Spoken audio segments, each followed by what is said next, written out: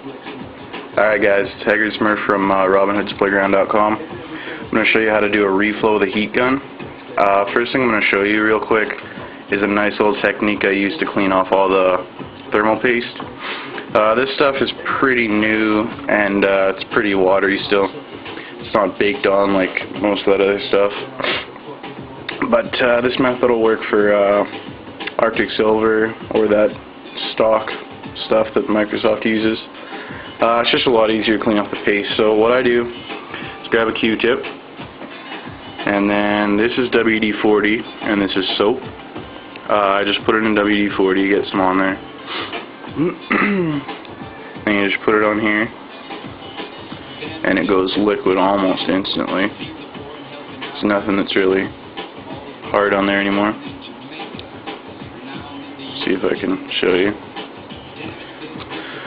So now you grab some paper towel, wipe it off.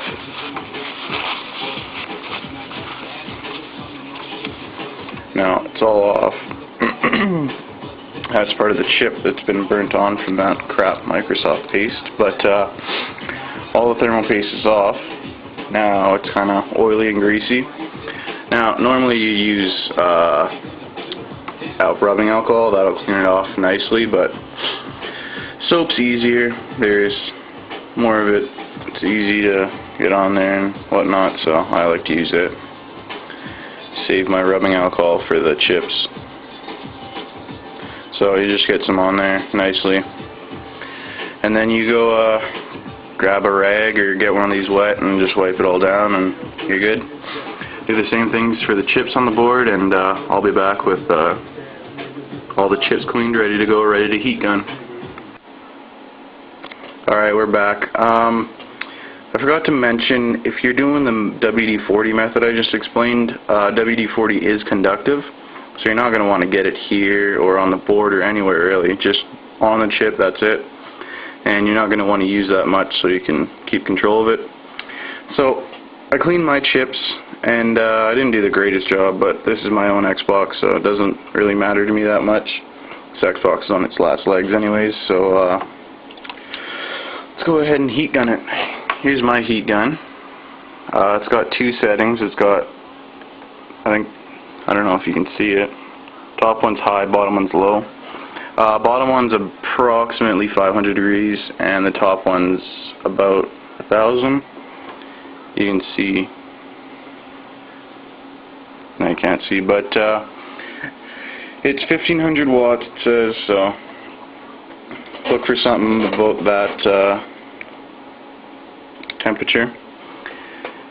And what I'm going to do is I'm going to heat this up a little bit, just on the low setting, and I'm going to put my gun down, flip it over,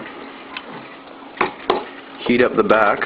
You're going to want to go this square, you're going to want to do, and then get these chips as well.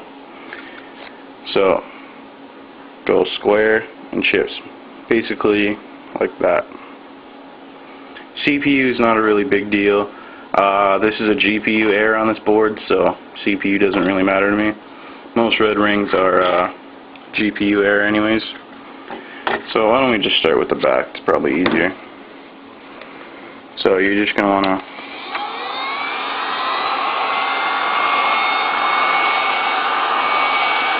always keep your heat gun moving.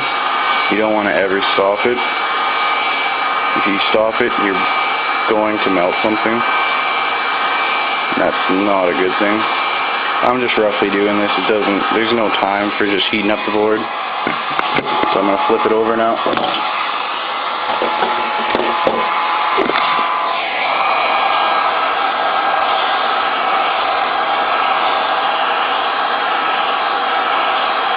I'm just roughly heating it up.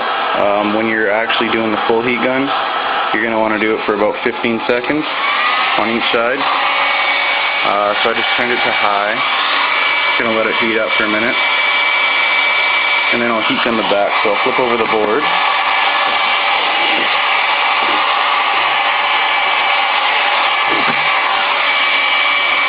So we're going to heat gun the back first, and then I'll do the front.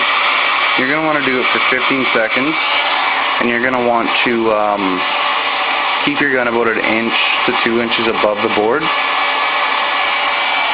And like I said, 15 seconds each side, and then don't move it. You're going to want to let it cool down on its own, leave it, and put it back together, and you should be good to go. So here we go.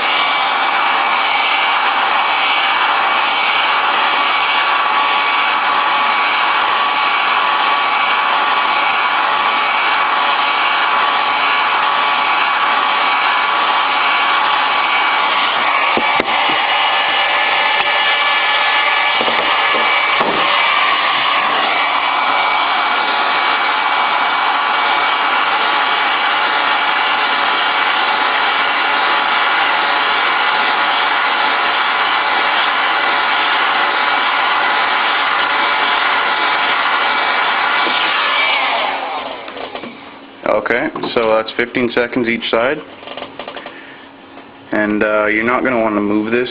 If you even put your hand above it, you're going to feel the heat.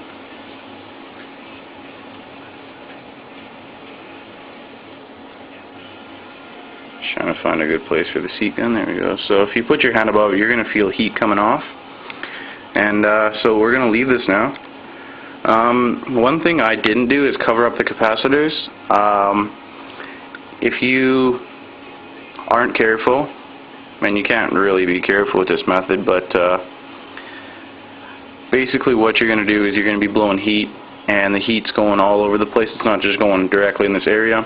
So you're heating up the capacitors and everything, and they can explode and damage your board if they get too hot. So you should cover it up with aluminum foil. That putty you use to hang pictures and all that, you can use that. That's a good insulator. Anything that'll insulate very well and won't melt, you can use that. So we're going to let this cool down. You should leave it until it's cool. Just put your hand above it, and then once you feel no heat at all coming off, you should be good to go. Put it back together, and no more red rings of death. So I'll be back once this is cooled down. Okay, it's time to put the thermal paste back on. The board's all cooled down. So what you're going to want to do is grab some thermal paste. I use Arctic Silver 5. I got some Stars thermal compound. I got some, what is this called? I got some Zalman thermal grease in there, but I don't use that. I use that for the these chips here, the RAM chips. So yeah, I use Arctic Silver for the CPU and GPU, AS5. Now you're not going to want to put that much. You're going to want to put as little as possible.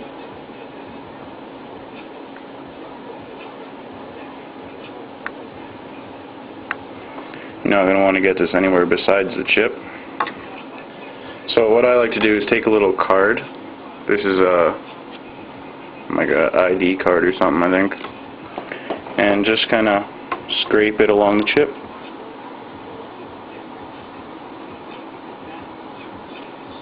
You're going to want to have an even coating across. I'm going to need some more on this chip. Oh, sorry, it's hard to keep the camera looking at it and keep my eyes looking at the chip.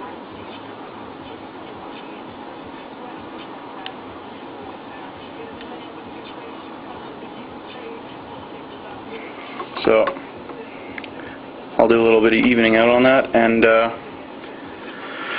I'll come back when the Xbox is put together. Okay, it's all back together now. Moment of truth. Turn it on. And we got green lights. So there it is. Drives back in everything. So that's how to reflow your Xbox with a heat gun. I'm Heatgun Smurf from RobinHoodsPlayground.com. Come check us out.